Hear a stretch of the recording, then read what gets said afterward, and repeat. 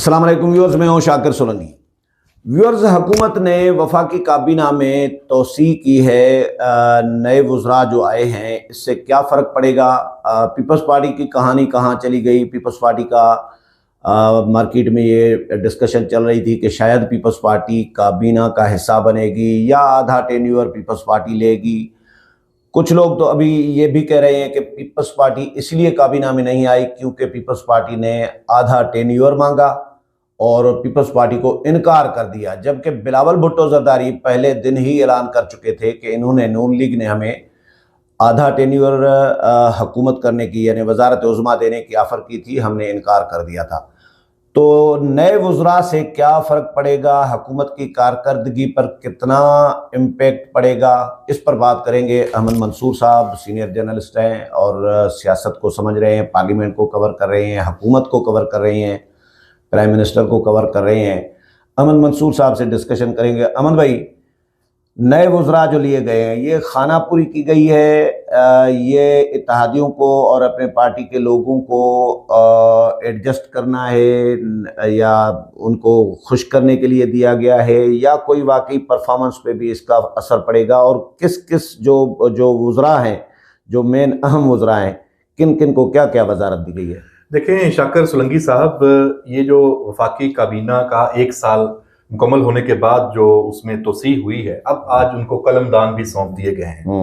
बुनियादी तौर पे ये एक सियासी फैसला भी है और यकीनन गुड गवर्नेंस की जानिब भी इस पे असरात होंगे।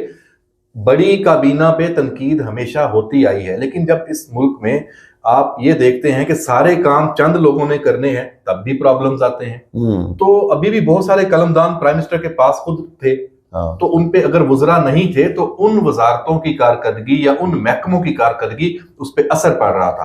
तो बुनियादी तौर पे जब आप हुकूमत में भी हों और वो हो भी एक इत्तेहादी हुकूमत, तो आपको वैसे भी सबको साथ लेके चलना है, वरना ऐसी हुकूमत जिसमें इत्तेहादी हो, उनको आपने गवर्नेंस में साथ शामिल ना किया हो, तो कैसी इत्तेहादी?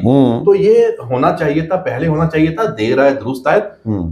फैसला कमांड अभी भी मुकम्मल तौर पे नून लीग के हाथ में है। जो साथी जमातें हैं उनको दी गई हैं वजारतें, लेकिन हिस्सा बमुताबिक जुस्सा, इसमें मतलब कोई अचंभा नहीं है। पीपल्स पार्टी नहीं आई अभी तक। आपने जैसे अपने इब्तदाइये में भी बताया, तो इसमें 2 क्यासराइयां थी कि उनको पहले उन्होंने आधा टेन्योर मांगा था, नहीं दिया गया। मेरी अंडरस्टैंडिंग शाकिर साहब ये है कि ये सब कुछ अंडरस्टैंडिंग से ही है और ये 2 ऑप्शन हैं। आप देख लीजिएगा, मैंने इस पे पहले भी मेरे ज़हन में था कि अगर ये आधा आधा टेन्योर वाली बात पे एग्रीमेंट नहीं है तो फिर पीपल्स पार्टी एक खास वक्त गुजारने के बाद ये जो दूसरा मरहला अभी हुआ है, इसमें काबीना में उसने जरूर आना था। अब जबकि वो इसमें भी नहीं आई, तो इस बात को तकवीयत मिलती है कि दोनों ऑप्शंस इनके दरमियान एग्रीमेंट मौजूद है कि आधा 2 साल नून लीग पूरे करेगी, 3 साल पीपल्स पार्टी लेगी। क्योंकि शहबाज शरीफ के पास पीडीएम दौर का भी 1.5 साल है ना, तो वो मिला के उनके 3.5 साल बन जाते हैं। ऐसा ही है। अच्छा, पॉलिसियों के तसलसल के लिए और जो मुल्क को चैलेंजेस दरपेश हैं उसको देखते हुए कि ये तासुर गलत जाएगा कि बंदर बांट की है, तो जो एक और ऑप्शन है कि पहला 5 साल पूरे करे नून लीग की हुकूमत, उसको लीड भी वही करे, उसको मुकम्मल तौर पे उनका कंट्रोल हो एग्जीक्यूटिव का। सही। और दूसरे अगले 5 साल हैं, उसमें फिर अगर मखलूत हुकूमत ही बनती है, क्योंकि पाकिस्तान में अभी जो हालात हैं ये नहीं है कि अगले 5, 10, 15 साल भी कोई एक पार्टी आके कलम कल्ला अपनी हुकूमत बना ले। तो अगली मखलूत हुकूमत बनती है तो उसमें फिर पीपल्स पार्टी को लीडिंग रोल हो। ये अंडरस्टैंडिंग है, या अभी को तकसीम करेंगे या अगले 5 साल। तो बाकी आपने जो वजारतों की बात की, वजारतें, इसमें जो सबसे अहम वजारत है वो है वजारत दाखिला। उसमें 2 नई एंट्रियां हुई हैं। एक तलाल चौधरी हैं वजीर मुमलिकत, और वो बड़े फाल मुस्लिम लीग नून के एक्टिव रहनुमा हैं, और वो अगर अपनी मिनिस्ट्री में बतौर वजीर मुमलिकत भी आएंगे तो आप उनको खुड्डे लाइन नहीं समझ सकते। तो वो जरूर पावर शेयरिंग करेंगे वजीर दाखिला मोहसिन नकवी के साथ वजारत दाखिला में। ठीक है। लेकिन साथ ही साथ जो परवेज खटक हैं, अच्छा, उनके ऊपर बड़ी तनकीद है नून लीग के अपने हल्कों की तरफ से कि जनाब ये आप शहबाज शरीफ साहब, आप जैसे आपको पता है माजी में सारे जिस तरह उनकी हुकूमत थी, पीटीआई में थे और क्या सूरत हाल थी, तो उनको भी मशीर दाखिला लगाया गया, अभी चार्ज दे दिया गया। लेकिन अब ये कहा जा रहा है कि वो सिर्फ वजीर आजम को मुशावरत करेंगे इस हवाले से। भी मुशावरत वजीर आजम के साथ क्या करनी है उन्होंने?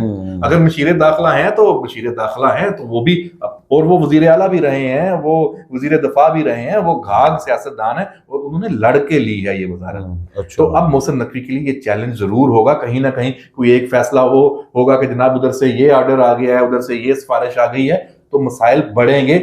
ये वाला जो फैसला है, इससे मैं समझता हूं कि जो वजारत दाखिला के मामलात हैं उसमें यकसुई और एक सिंगल हेडेड फैसले होने चाहिए, वो अब चीज मुतासर होगी। देखते हैं इस पे क्या पड़ेगा।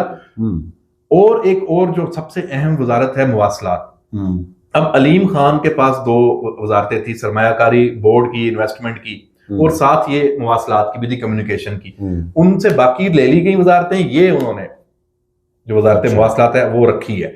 और उन्होंने मतलब कहा है कि मुझे भाई फिर यही पक्की वजारत है, असल देखिए बड़ी वजारत है मुवासलात। अच्छा, उसमें इसमें बड़ी दौड़ थी वजारत मुवासलात में। इसमें खालिद मक्सी ने बड़ी कोशिश की है। अच्छा।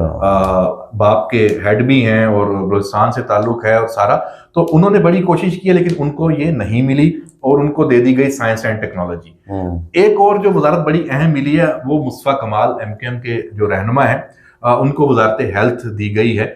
अब वजारत हेल्थ को मतलब सुकेड़ा जा रहा है, उसको मतलब बहुत मुख्तसर किया जा रहा है वफाकी जो वजारत है, क्योंकि अस्पताल उसमें सिर्फ इस्लामाबाद के आते हैं, चंद हैं, उसमें पीपल्स पार्टी और बाकी जमातें जो सूबों में वो चाहती हैं कि वो उनके अस्पताल सूबों को दे दिए जाए, जो कराची में एक अस्पताल है वफाक का।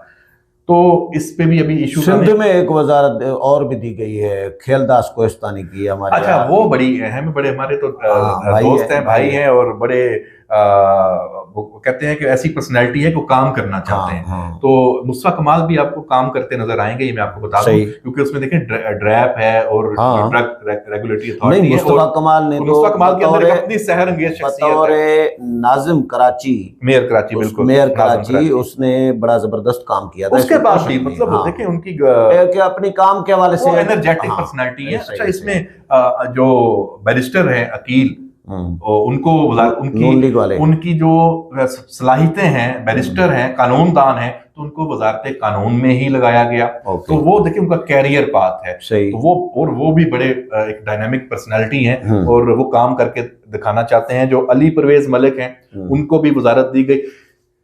लेकिन मैं आपको ये बता दूं कि यहाँ, अच्छा, तारक फजल चौधरी का भी है कि उनके था कि वो हेल्थ मिनिस्ट्री में आना चाहते हैं, लेकिन उनको वो नहीं मिली। उनको रखा गया है पार्लिमानी अफेयर्स में।